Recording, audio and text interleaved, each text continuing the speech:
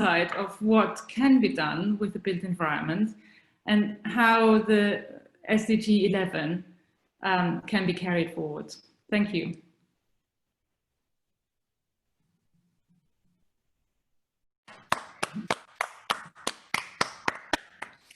Thank you very much. So that was a brilliant overview on actually everything for all our speakers. You all did a very good job. You should give yourselves a pat on the back. And next we're going to go into our question stage. So if you do have a question, you can either raise your hand virtually with the chat button, and then you can go into raise hand, or you can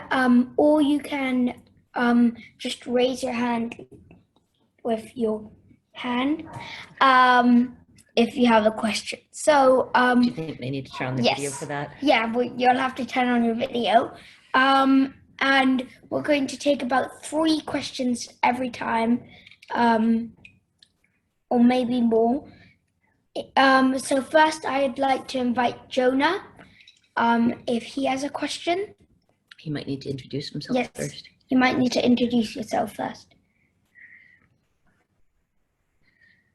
Hello, I'm Jonah. I was skipped during the introduction, but I'm 14 and go to Winchester. My question is for Professor Laura Diaz. So what do you believe are the most exciting things in the fields of research you mentioned about renewable energies? Thank you. Okay. Thank you, Jonah. Oh, sorry. Yeah. You can go ahead with your answer. Oh, sorry. I thought you said you wanted 3 questions first in a row, or? If anybody else has any questions, please do sure to just check the chat. Okay, do you want anyone else to raise their hand on the video? Anybody else wants to raise their hand? If not, then we'll go straight into the answer. Yeah. So yes, thank you, Jonah. So what I think is most interesting is the research that we're starting to have now, because data is becoming available, not just to have or to be able to establish a link between different policies and again, these cost reductions and this improvement in technologies. Because there's been a lot of different policies. I didn't go through this, but we have about 180 feed-in tariffs around the world to subsidize renewable energy generation. We have efficiency policies all over the world. A lot of them have changed over time. It's very hard, having a policy is not enough to tell you what the result is going to be. The policies can be designed differently. So how big is the subsidy, for how long, how does it change depending on different technologies?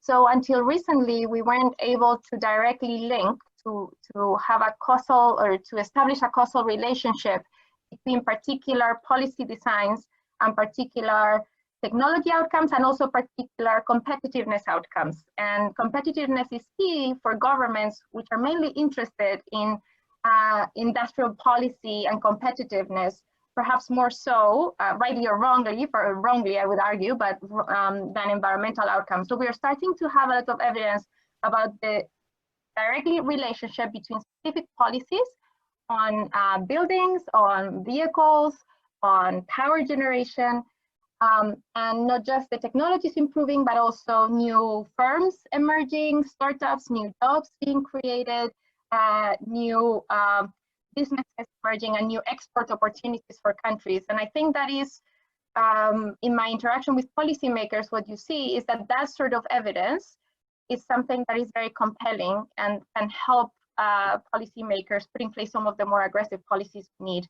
Of course, what we're finding is that some policies are more effective than others, right? So we're finding what things work to improve technologies and to improve competitiveness, and what things actually maybe work less well on competitiveness and might actually even result in unjust outcomes. So we're also seeing that some policies are placing a bigger burden on low-income people, the most vulnerable. So we're learning, some of the good things about some of the policies, but we're also learning that not everything has positive impacts on everything. And in fact, we're seeing that a lot of the subsidies for electric vehicles, that some particular designs of feed-in tariff, if you don't put in place additional policies to mitigate the impact on the low income, then you're actually having unjust outcomes.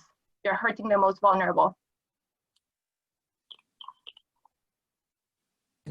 Thank you very much for that answer. I now have 2 questions, if no one else has any questions. So number 1 is directed to Miss Architect Helene Kotter, eco-architect. What could kids do to make sure our homes are greener? And what to do first, an assessment or something different? Then my second question is for Professor Laura. We're holding an online climate strike this Friday. What do you think we should put on our placards and kind of express we should do, and anything about what we've just spoken about? So, and Rehema, do you have a question? So my question is for Helene Kotter also. So in your description, what is sustainable architecture and normal architecture? Mm-hmm.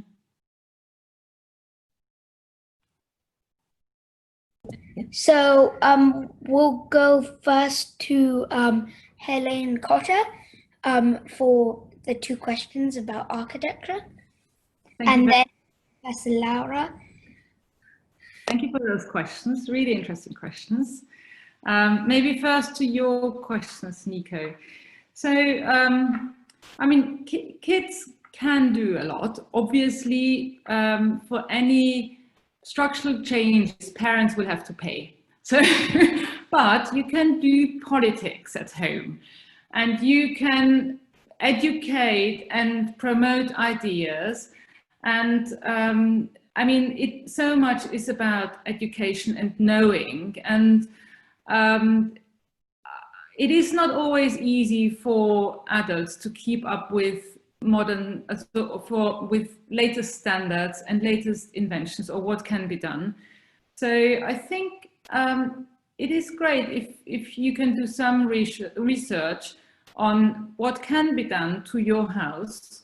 And then obviously to your question, what should be done first, an assessment or something else. So it is always important to start with an assessment to know what you can change in your current house and what would be the area to tackle first with having the most effect. I hope that has answered your question a little bit. And then to Rahima's question about sustainable architecture, what I understand under sustainable. So basically, if you compare current status of how buildings are built, and then anything which uses less energy is already more sustainable than the previous version. So, I mean, ideally, as I showed, would be great to have energy producing buildings, but if we look around, we're far off this. So it would be already great to get to buildings that nearly use no energy or don't use any energy, and then go further. I don't know whether that has answered your question. And shall I jump in on the other question? Of course. So just building on what Emily said about the buildings and the children putting pressure on parents. Actually, one of our colleagues here at the university, Emily Schuckborough, did some research and found that a lot of the ways in which people, some parents, of course not all parents, some parents are very well versed on all of this, a lot of parents learn about climate change and what to do to mitigate climate change through children in school. So what everybody's doing here is potentially a path to inform different households, although probably this is not a representative group. So I think that's an important role for children and schools, in fact. And on the question about the climate strike, the online climate strike, and what should be on the placards, I mean, most of you probably also already know that the UK has actually been a leader actually in terms of putting in place net zero targets, and has been a leader in decarbonizing its electricity sector, through both the carbon price floor that it introduced in 2013. We have seen that emissions from power generation have fallen by 6% over the past 6-7 years. So we already have a lot of good things in UK national policy. So to the extent that your strike is aimed at national policy makers, who are the ones that play a large role in a lot of the sectors and things that we cannot change by ourselves, given that there's already a net zero target, that there's a carbon price floor, and actually the UK has already inspired other countries. For example, my own country, Spain, just passed net zero climate target. This was yesterday. So again, we're seeing a lot of good things happening, and they actually put in place policies to meet this target. But I think the thing that you should emphasize right now is a green COVID recovery. That's something very topical. There's a lot of work being done in various parts of the world of how to try to revamp the economy in a way that makes it more likely that we have a more resilient and sustainable society, as opposed to a society in which we have the same cars and the same buildings and the same power sector. So I think if I had to pick something for your signs for the climate strike, it would be about a net zero component for the COVID-19 recovery.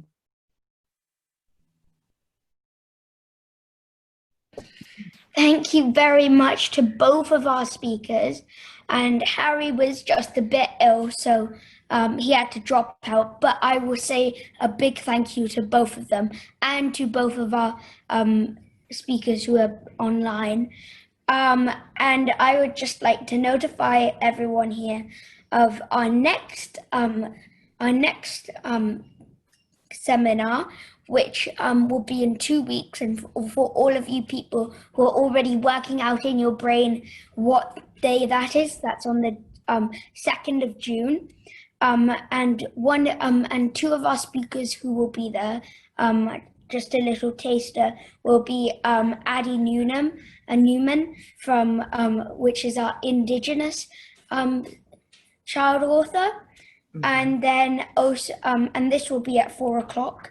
And this is about biodiversity, life on land, and SDG 15.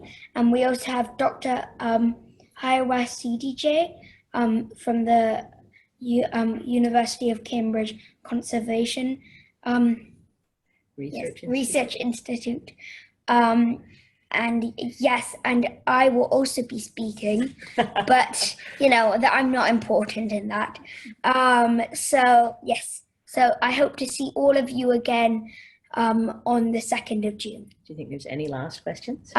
If anybody has any last questions before we finish, happy to raise a hand. No? Okay. Well, I hope everyone has a great day in lockdown. If you are in lockdown, where I am, it's very nice and warm out. So I am going to sit inside, but I hope you all have a great day.